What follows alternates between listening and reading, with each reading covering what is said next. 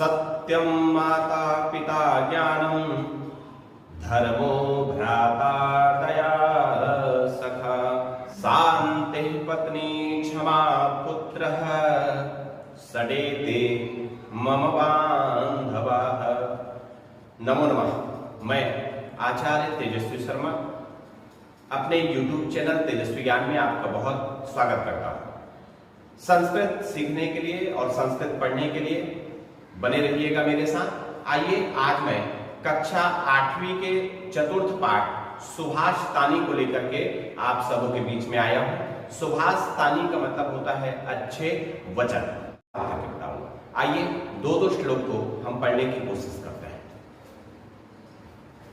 यथा खनन खनित्रेण नरो वार्याभि गच्छति तथा गुरु गताम विद्यां शुश्रूषुरधि गच्छति। शुश्रूषुरधि गच्छति। आइए कैसे पढ़ें इसको, देखिएगा।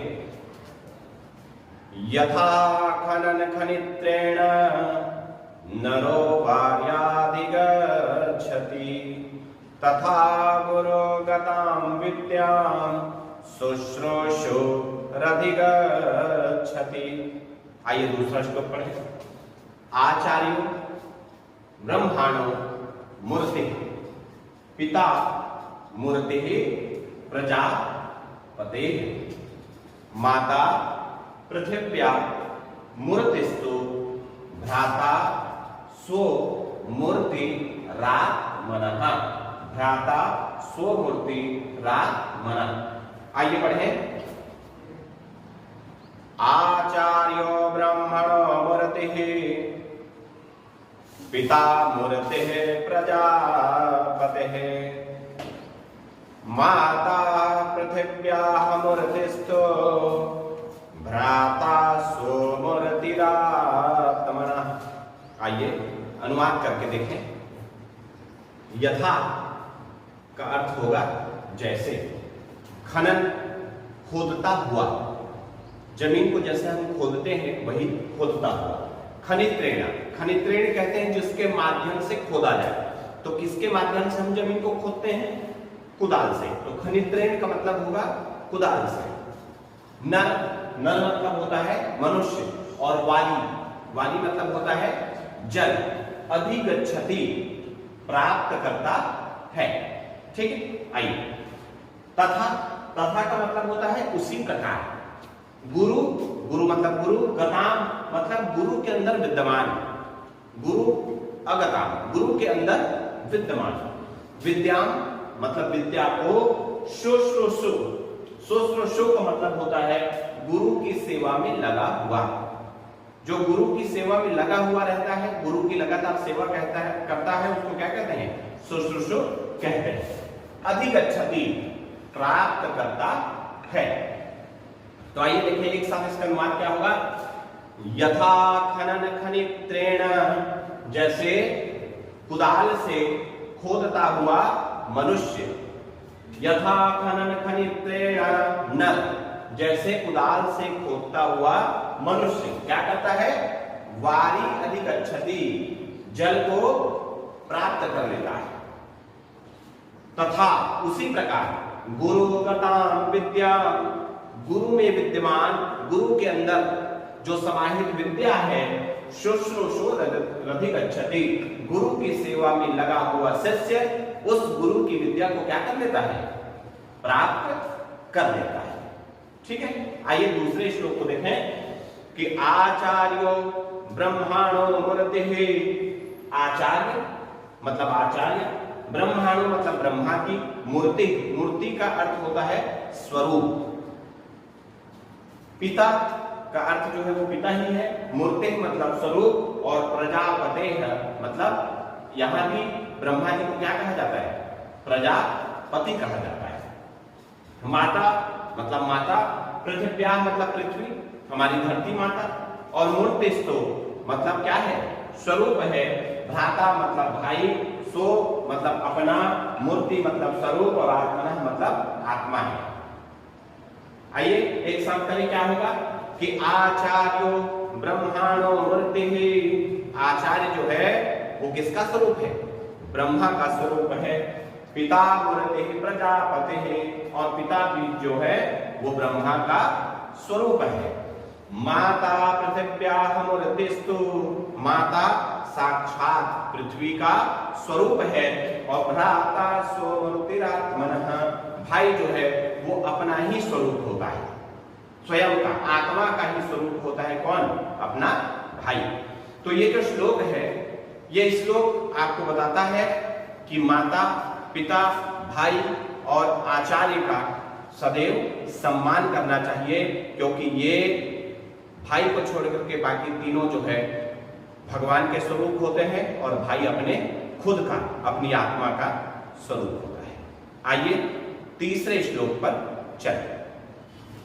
आदौ माता, गुरोः पत्नी, ब्राह्मणी, राजपत्निका, राजपत्निका, धेनुर, ये जो रारेफ है वो धेनु में चला जाएगा जब हम संधि करेंगे, तो धेनु, धात्री तथा पृथ्वी, सप्तैता मातरः स्मृताः। अब इसको पढ़ेंगे कैसे? देखिएगा कि आदौ माता गुरोः पत्नी, ब्राह्मणी राजपत्निका, धेनो धात्री तथा पृथ्वी, सप्तैता मातरः स्मृताः। आइए चौथे श्लोक को पढ़ें। अन्नदाता, भय त्राता, विद्या दाता तथैव च, जनिता चोपनेता च, पंचैते पितरः स्मृताः। पढ़ करके देखिए। अन्नदाता भयत्राता, विद्यादाता तथैव च, जनिता चोपनेता च, पंचैते पितरः स्मृताः। आइए अनुवाद करें। आदौ, तो आदौ का अर्थ यहां पर क्या होगा? सगी, और माता मतलब माता। आदौ माता मतलब सगी माता। गुरु, गुरु की पत्नी मतलब पत्नी। ब्राह्मणी, ब्राह्मण की पत्नी। राजपत्निका, राजा की पत्नी। धेनु, धेनु मतलब क्या होता है? गाय। और धात्री, धात्री मतलब होता है धाय मां। धाय मां किसे कहते हैं? यदि कोई मां अपने बच्चे को जन्म देकर के किसी अन्य लोक में चले जाए, किसी दूसरी जगह में चले जाए, बच्चा यदि अकेला हो जाए, तो कोई अन्य मां जो है उस बच्चे को पालती है, पोसती है, उसका पालन करती है, उसको बड़ा करती है। तो उसी मां को जो है वो धाय मां कहा जाता है, मतलब धाय मां। तथा मतलब और, पृथ्वी मतलब पृथ्वी, हमारी धरती माता। सप्तैता, ये 7, मातरः माताएं, स्मृता का मतलब होता है कही गई है या बताई गई है। ठीक, अब इसको हम अनुवाद करेंगे तो क्या होगा? आदौ माता गुरुः पत्नी, सगी माता और गुरु की पत्नी। ब्राह्मणी राजपत्निका, ब्राह्मण की पत्नी और राजा की पत्नी। धेनुर्धात्री तथा पृथ्वी, गाय, धाय मां और पृथ्वी मां। सप्तैता मातरः स्मृताः, ये 7 को क्या कहा गया है? माताएं कही गई है। ये 7 माताएं कही गई है। ये साक्षात जो भगवान है वो माता और पिता है। तो ये जो 7 माताएं हैं, इन 7 माताओं का हमें सदैव मान और सम्मान करना चाहिए। ठीक है, आइए हम चौथे श्लोक की तरफ चलें। अन्नदाता, अन्नदाता का मतलब क्या होता है? अन्नदाता मतलब देने वाला, अन्न मतलब अन्न, अन्न को देने वाला या भोजन को देने वाला। भय त्राता, त्राता का मतलब होता है बचाने वाला, और भय मतलब भय से।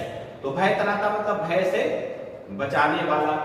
विद्यादाता, दाता मतलब फिर से देने वाला, विद्या मतलब विद्या, जो विद्या को प्रदान करे अर्थात विद्या देने वाला।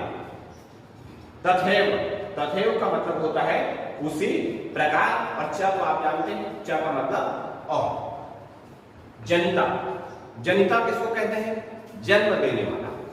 जो पिता हमें जन्म देता है संस्कृत में उसे जनिता कहते हैं। आगे है चोप नेता। चोप नेता किसको कहते हैं? यज्ञोपवीत जिसको हम जनेऊ कहते हैं या उपनयन संस्कार कहते हैं। तो जो आचार्य उपनयन संस्कार कराता है, जनेऊ संस्कार कराता है, उसे संस्कृत में क्या कहा जाता है? चोप नेता कहा जाता है। तो चोप नेता का मतलब क्या हुआ? उपनयन संस्कार कराने वाला। च मतलब और, पंचैते, पंचैते का मतलब होता है ये 5। पितरः मतलब पिता, स्मृताः कहे गए हैं, बताए गए हैं, या इन 5 को पिता कहा गया है। आइए एक साथ करके देखें। अन्नदाता, भयत्राता, अन्न देने वाला, भोजन कराने वाला और भय से बचाने वाला। विद्यादाता तथैव च, विद्या देने वाला उसी प्रकार। जनिता चोपनीता च, जन्म देने वाला और उपनयन संस्कार कराने वाला। पंचैते पितर स्मृताः, इन 5 को क्या कहा गया है? पिता कहा गया है। तो माता, मैंने पहले ही बताया आपको कि माता और पिता का हमेशा सम्मान करना चाहिए। सुभाषतानी जो है वो केवल पढ़ने के लिए नहीं है, बल्कि सुभाषतानी में अनेक प्रकार के ज्ञान हमको दिए जाते हैं। उन ज्ञान को समझना है और अपने जीवन में उतार करके अपने जीवन को श्रेष्ठ करना ही सुभाषतानी का उद्देश्य है। आइए 5वें श्लोक की ओर। सत्यम माता पिता ज्ञानम धर्मो भ्राता दया सखा शांति पत्नी क्षमा पुत्रः सडेते मम बांधवाः, सडेते मम बांधवाः। आइए इसको कैसे पढ़ सकते हैं? सत्यम माता पिता ज्ञानम धर्मो भ्राता दया सखा शांति पत्नी क्षमा पुत्रः सडेते मम बांधवाः। आइए अनुवाद करके देखिए। सत्यम का अर्थ होगा सत्य, माता, माता, पिता का अर्थ है जो है पिता, और ज्ञानम का अर्थ ज्ञान है। धर्मो मतलब धर्म, भ्राता मतलब भाई, दया मतलब दया, सखा मतलब मित्र, शांति का मतलब होता है शांति, पत्नी मतलब पत्नी, क्षमा मतलब क्षमा, और पुत्र मतलब पुत्र है। सडेते ये 6, मम मतलब मेरा, बांधवाः मतलब परिवार है। तो पूरा अनुवाद करेंगे तो क्या होगा? सत्यम माता पिता ज्ञानम, सत्य मेरी मां है, सत्य मेरी माता है, पिता ज्ञानी, ज्ञान मेरे पिता है। धर्मो भ्राता दया सखा, धर्म मेरा भाई है और दया मेरा मित्र है। शांति पत्नी क्षमा पुत्र, शांति जो है वो मेरी पत्नी है और क्षमा मेरा पुत्र है। सडेते मम बांधवः, ये 6 मेरे परिवार है। अब देखिए कि ये जो श्लोक है वो देखने में तो बहुत सरल लग रहा है, लेकिन इसका जो अर्थ है वो बहुत गूढ़ है। कैसे? बोले सत्य का पालन हमको कैसे करना चाहिए? जिस प्रकार हम अपनी माँ को सम्मान देते हैं, माँ को मानते हैं, माँ का आदर करते हैं, माँ की आज्ञा का पालन करते हैं, वैसे ही हमें सत्य का क्या करना चाहिए?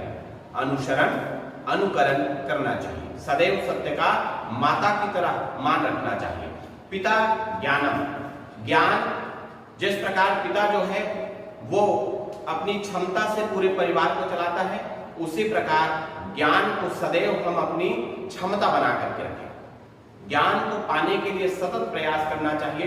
जिस प्रकार पिता परिश्रम करता है उसी प्रकार ज्ञान को पाने के लिए हमें भी परिश्रम करना चाहिए। तो पिता मेरे क्या है? ज्ञान है। धर्मो भ्राता, धर्मों की रक्षा करता है, धर्म उसकी रक्षा करता है। जिस धर्म में आपने जन्म लिया है सदैव उसका पालन करिए। भाई को जिस प्रकार हम प्रेम करते हैं उसी प्रकार धर्म का भी हमको पालन करना चाहिए। दया सखा, दया हम मित्र को जिस प्रकार मानते हैं, अच्छे बुरे वक्त में उसके साथ रहते हैं, वैसे ही परिस्थितियां कैसी भी हो हमें दया को छोड़ना नहीं चाहिए। जहां पर हम दया कर सकते हैं सदैव हमें दया करनी चाहिए। शांति पत्नी, हम पत्नी कैसी चाहते हैं? सुशील चाहते हैं, तो शांति के साथ जो है वो हमारा परिवार चले। तो शांति जो है वो मेरी क्या है? पत्नी है। क्षमा पुत्र, जिस प्रकार हम पुत्र की हर गलतियों पर पर्दा डालते हैं या पुत्र की हर गलतियों को छोड़ते जाते हैं, ऐसे ही सामने वाला कितना भी बड़ा अपराध करे यथासंभव हमें उसको क्षमा करनी चाहिए। सड़े ते मम बांधवा, इसलिए ये छयों मेरे क्या है? परिवार है। जो भी छात्र इन छयों को अपने जीवन में धारण कर लेगा, यकीन मानिए वो जीवन में काफी उन्नति को प्राप्त करेगा। आज के लिए इतना ही। इसके दूसरे भाग में मैं आगे के जो 5 श्लोक हैं वो लेकर के मैं आप सबों के बीच में आऊंगा। ये रहिए मेरे YouTube चैनल को। यदि मेरे चैनल पे नए हैं तो चैनल को सब्सक्राइब करना, वो बेल आइकन को दबाना ना भूलें। नमो नमः।